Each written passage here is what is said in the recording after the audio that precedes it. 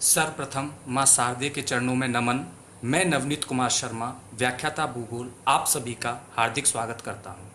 आज हम प्रतियोगी परीक्षाओं में पूछे जाने वाले एक ऐसे टॉपिक पर चर्चा करने जा रहे हैं जहां से अधिकांशतः प्रश्न पूछे जाते हैं। वह टॉपिक है राजस्थान का एकीकरण। राजस्थान के एकीकरण पर चर्चा करने से पहले हमें समझना होगा कि राजस्थान के लिए राजपूताना शब्द का जो सबसे पहले प्रयोग किया गया था वह जॉर्ज थॉमस के द्वारा किया गया था, जो आयरलैंड के निवासी थे। राजस्थान के लिए राजपूताना शब्द का प्रयोग जो सर्वप्रथम किया गया था वह जॉर्ज थॉमस के द्वारा 1800 ईस्वी में किया गया था, जो आयरलैंड के निवासी थे। जबकि राजस्थान के लिए राजस्थान शब्द का जो प्रयोग किया गया था सर्वप्रथम वह कर्नल जेम्स टॉड के द्वारा किया गया था, जो कि राजस्थान के पॉलिटिकल एजेंट थे।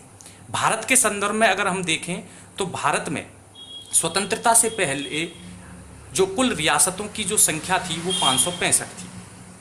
565 जो रियासतें थीं, उन 565 रियासतों में से 562 जो रियासतें थीं उन्होंने आज़ादी के बाद भारत के विलय पत्र पर, भारत में सम्मिलित होने के लिए विलय पत्र पर हस्ताक्षर किए, किंतु 3 ऐसी रियासतें थीं जिन्होंने भारत में विलय होने से इनकार किया।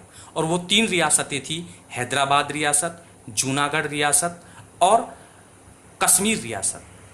इन तीनों रियासतों ने भारत में मिलने से इनकार कर दिया था। इन तीनों रियासतों में अगर हम देखें तो भारत की सबसे जो बड़ी रियासत, इन 565 रियासतों में भारत की जो सबसे बड़ी रियासत थी वो हैदराबाद रियासत थी, जबकि सबसे छोटी जो रियासत थी वो बिलावरी मध्य प्रदेश के अंतर्गत आने वाली रियासत थी। एकीकरण से पहले भारत में एक रियासती विभाग का निर्माण किया गया था जिसके सचिव थे बीपी मेनन, जिसके अध्यक्ष बनाया गया था सरदार वल्लभ भाई पटेल को। और सरदार वल्लभ भाई पटेल को ये जो सरदार की उपाधि दी गई थी वह बारदौली की महिलाओं के द्वारा दी गई थी।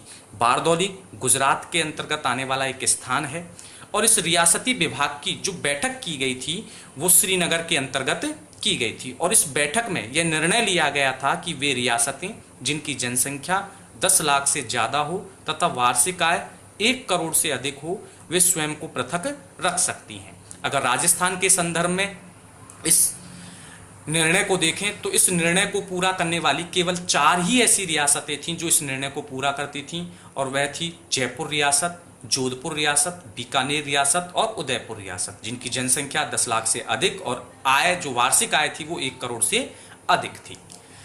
राजस्थान के एकीकरण की अगर हम बात करें तो राजस्थान का एकीकरण जो प्रारंभ होता है वो 18 मार्च 1948 से प्रारंभ होता है और 1 नवंबर 1956 तक चलता है। इस दृष्टि से राजस्थान के एकीकरण को होने में जो समय लगा वो 8 वर्ष 7 माह 14 दिन का समय लगा और यह एकीकरण 7 चरणों में जाकर कंप्लीट हुआ। राजस्थान की अगर रियासतों पर हम चर्चा करें तो राजस्थान की सबसे जो प्राचीन रियासत थी वो मेवाड़ रियासत थी, जबकि सबसे नवीन रियासत झालावाड़ रियासत थी। सबसे बड़ी क्षेत्रफल में सबसे जो बड़ी रियासत थी वो मारवाड़ रियासत थी, क्योंकि अधिकांशतः जो राजस्थान के बड़े जिले हैं जैसे जैसलमेर है, जोधपुर है, वो इसी मारवाड़ रियासत के अंतर्गत आते थे। जबकि सबसे छोटी रियासत शाहपुरा रियासत थी और सर्वाधिक जनसंख्या वाली रियासत जो थी वो जयपुर रियासत थी। राजस्थान में अगर रियासतों की बात करें तो 19 रियासतें थी, जिनमें से अधिकांशतः राजपूत रियासतें थी। मात्र 2 रियासतें जो थी वो जाट रियासत थी और 1 रियासत जो थी वो मुस्लिम रियासत थी। 3 ठिकाने थे और वह 3 ठिकाने थे, एक था आपका लावा ठिकाना, दूसरा था कुशलगढ़ ठिकाना और तीसरा था नीमराणा ठिकाना। लावा ठिकाना जयपुर के अंतर्गत आता था, किंतु वर्तमान में लावा टोंक के अंतर्गत आता है।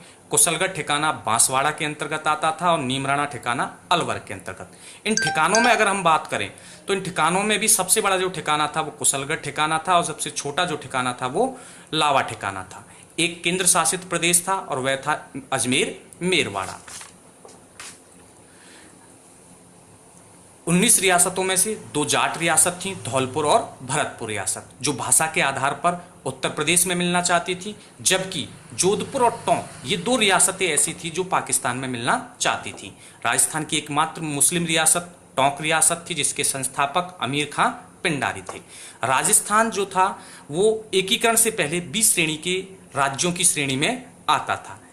ABC श्रेणियां क्या होती हैं इस पर हम चर्चा करेंगे। एक केंद्र शासित प्रदेश था, वह था अजमेर मेरवाड़ा, जो C श्रेणी का राज्य था, जिसकी अपनी एक पृथक विधानसभा थी जिसे धारा सभा के नाम से जाना जाता था। इसमें कुल सदस्य 30 थे और इसके मुख्यमंत्री थे हरिभाऊ उपाध्याय, जिन्हें दा साहब के नाम से जाना जाता था। इनके बचपन का नाम बद्रीनाथ था और इनके द्वारा एक समाचार पत्र प्रकाशित किया जाता था, त्याग भूमि। 3 श्रेणी के राज्य थे। ए श्रेणी के राज्य ऐसे राज्य जो गवर्नर जनरल के अधिकार क्षेत्र के अंतर्गत आते थे, जैसे बंबई है, मद्रास है, वो ए श्रेणी के राज्य कहलाते थे। बी श्रेणी के राज्य जहां राज प्रमुख हुआ करते थे, जैसे राजस्थान, मध्य भारत। तो इस तरह से राजस्थान बी श्रेणी का राज्य था, जबकि अजमेर मेरवाड़ा जो केंद्र शासित प्रदेश था वो सी श्रेणी का राज्य था। और सी श्रेणी के राज्य वे राज्य हुआ करते थे जहां चीफ कमिश्नर बैठता था। इस बात को हम थोड़ा मानचित्र के माध्यम से भी समझने की कोशिश करेंगे। ये जोधपुर रियासत है, ये टोंक रियासत है जो पाकिस्तान में मिलना चाहती थी, ये धौलपुर रियासत है, ये भरतपुर रियासत है जो जाट रियासतें थी जो यूपी में मिलना चाहती थी, और एक टोंक रियासत है जो मुस्लिम रियासत थी। एकीकरण से संबंधित आगे की बात हम नेक्स्ट वीडियो में करेंगे। उम्मीद करता हूं कि ये वीडियो आपको पसंद आएगा। इस वीडियो के बारे में आप अपनी राय अवश्य दें। धन्यवाद।